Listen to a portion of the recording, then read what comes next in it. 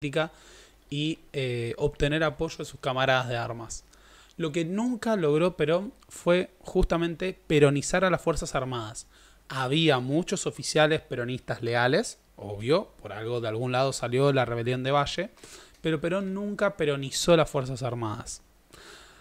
El otro elemento que hace a la concepción de la política de Perón, además de las nociones de orden, jerarquía, patria, propias del ejército, porque la idea de la disciplina es central, viene de la tradición católica. Él mismo afirmó en más de una ocasión que su doctrina era profundamente cristiana y humanista, porque se basaba en la doctrina social de la Iglesia.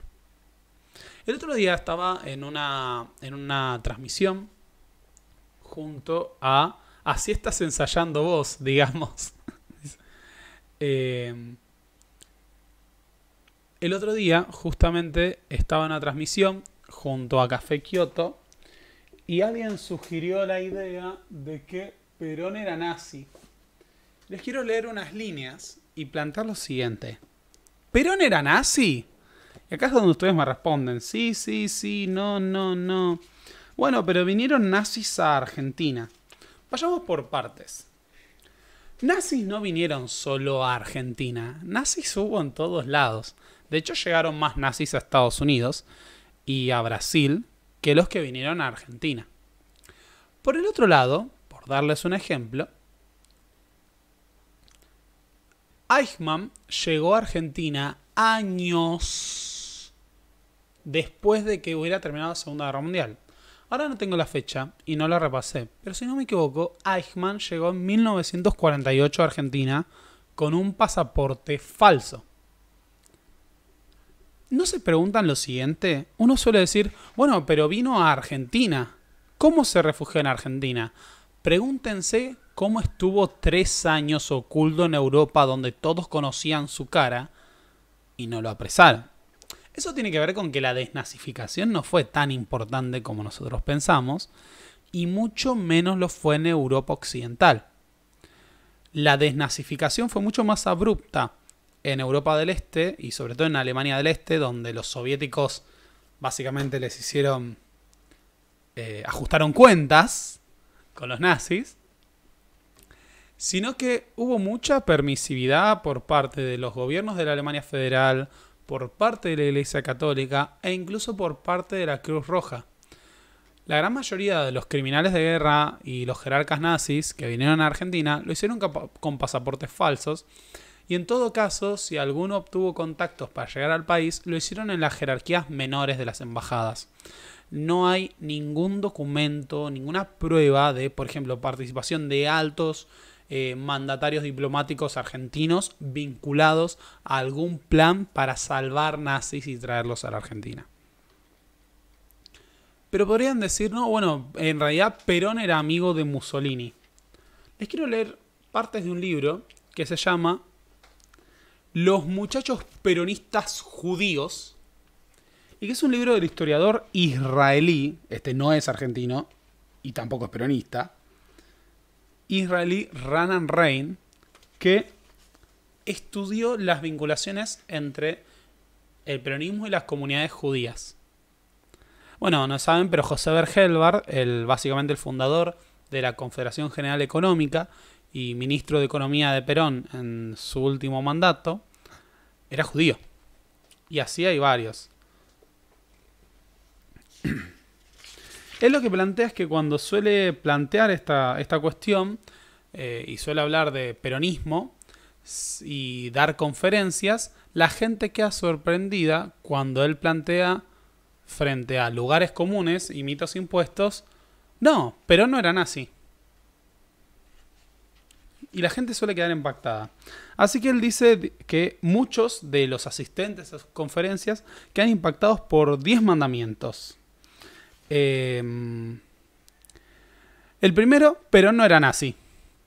Esta imputación, basada fundamentalmente en la política de neutralidad durante la Segunda Guerra Mundial, seguida por el gobierno que él integró antes de ser presidente, es falsa. En realidad, la tardía declaración de guerra al eje se relaciona con dos aspectos inherentes a la diplomacia argentina. Por un lado, la tradición de neutralidad en conflictos internacionales. En la Primera Guerra Mundial, tanto los conservadores como los radicales fueron neutrales. Y cuando empezó la Segunda Guerra Mundial, los conservadores fueron neutrales. Después hubo un gobierno militar nacionalista y también fue neutral. Siempre habían sido neutrales. Fue una tradición histórica. Después hubo un lobby, también del gobierno de Inglaterra, que planteaba que Argentina debía permanecer neutral justamente para evitar que se hundieran los buques que transportaban los productos argentinos para Inglaterra. El segundo punto que plantea Ronald Reagan, Perón no era fascista. Pasó algún tiempo en Italia, a fines de la década del 30, para especializarse en alpinismo, pero muy alejado de Roma y el centro de los acontecimientos políticos. No se codeaba con jerarcas del régimen.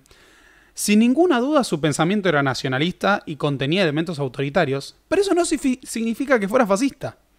Además, en el contexto de la posguerra mundial, era inviable planificar un régimen fascista. Y de hecho, si uno analiza la historia del gobierno de Perón, no hay elementos fascistas propiamente. Nunca llegó a ese punto. Por ejemplo, no anuló el sistema democrático. Y llegó entonces el tercer argumento, enfatizando el carácter heterogéneo del peronismo. Hay una mezcla de influencias políticas e ideologías en su formación. Si bien el nacionalismo de extrema derecha influyó, no era la única fuente. El pensamiento social de la Iglesia, las corrientes socialistas de diversos matices, dejaron su impronta.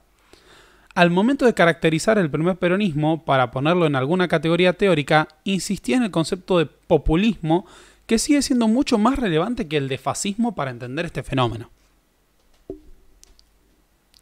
Cuarta afirmación. Perón no era antisemita. Chan. No sé si lo saben. El gobierno de Perón fue uno de los primeros gobiernos en reconocer al Estado de Israel. Pero además de ser uno de los primeros gobiernos en reconocer al Estado de Israel, fue el primer gobierno argentino con ministros judíos. Si uno lee sus numerosos discursos en contra del antisemitismo durante sus dos primeras presidencias, se dan cuenta de inmediato de que ningún otro presidente antes de la llegada de Perón al poder expresaba de forma tan clara, tajante y contundente su rechazo a la discriminación contra los judíos. Lo mismo vale para Eva Duarte de Perón. En varios de sus discursos, Evita intentaba plantear la tesis de que, de hecho, la oligarquía era la que mantenía actitudes antisemitas, pero no el peronismo. El régimen peronista tampoco fue antisemita. Durante la década peronista se registraron menos incidentes antisemitas que en cualquier otro periodo de todo el siglo XX. Por ejemplo, los Tacuara, después en la década del 60, hacían ataques antisemitas. Atacaban sinagogas y las quemaban. Muchos judíos, a finales de los años 40 y principios de los 50, ingresaron a la burocracia estatal y lograron cargos más importantes que los alcanzados anteriormente.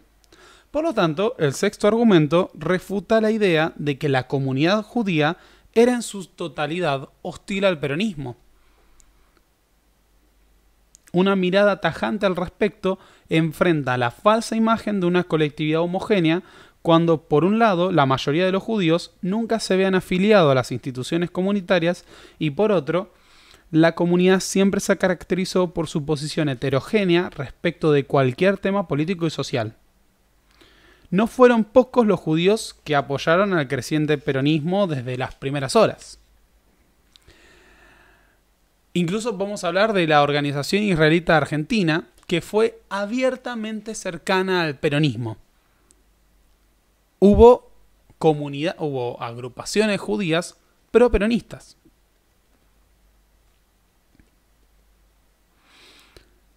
El vínculo del gobierno nacional con el Estado de Israel siempre revestía importancia para muchos de los argentinos judíos.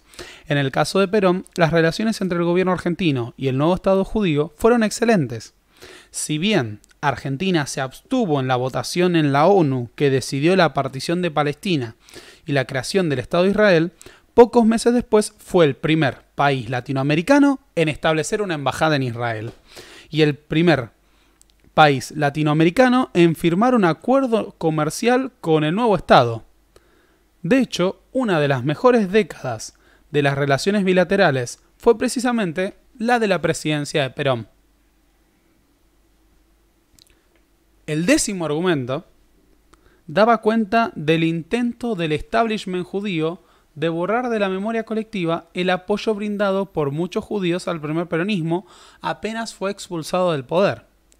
Esto es parte, en realidad, de una línea que fue política y general. No sé si saben, pero nosotros tuvimos una selección entera de básquet que fue proscripta de ejercer el deporte profesionalmente por haber sido premiados por Perón tras ganar a los equipos norteamericanos.